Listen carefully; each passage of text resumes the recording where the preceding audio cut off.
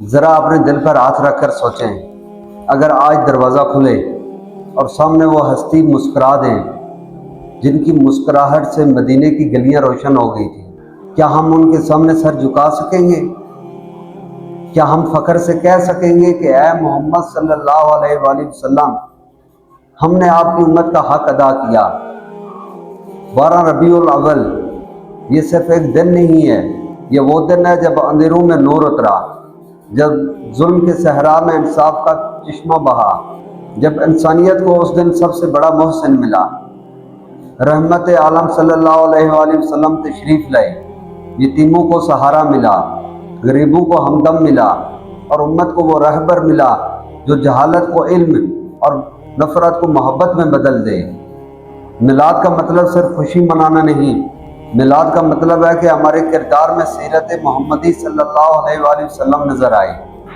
آج سوال یہ نہیں ہے کہ ہم نے میلاد پر کتنے چراغ جلائے، اصل سوال یہ ہے کہ ہم نے اپنے دلوں سے نفرت کو پاک کیا؟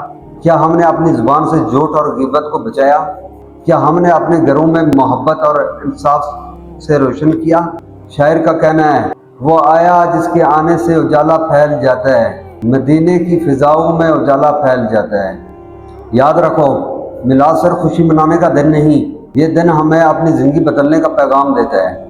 اگر ہم چاہتے ہیں کہ 12 ربیع الاول کی روشنی ہمیشہ ہمارے گھروں میں رہے تو ہمیں اپنے کردار کو روشن کرنا ہوگا، اپنے اخلاق کو سنوارنا ہوگا اور اپنی نیتوں کو پاک کرنا ہوگا۔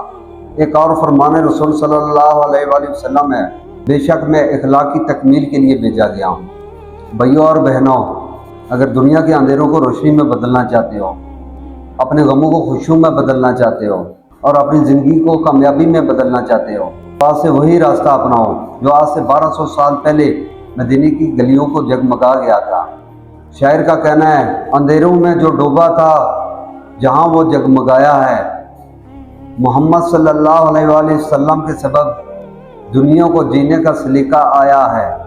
آؤ آج مل کر وعدہ کریں کہ ہم صرف نعتیں نہیں پڑھیں گے بلکہ اپنی سیرت کو اپنائیں گے، صرف جھنڈے نہیں لگائیں گے بلکہ اپنے اخلاق کو سجائیں گے، صرف جشن نہیں منائیں گے بلکہ اپنی زندگی کو اس روشنی میں ڈالیں گے جو محمد صلی اللہ علیہ وآلہ وسلم لے کر آئے۔ یہی ہے اصل میلاد، یہی ہے سچی محبت، اور یہی ہے اس دن کا پیغام جس دن دنیا کو محمد صلی اللہ علیہ وآلہ وسلم جیسا رہبر ملا۔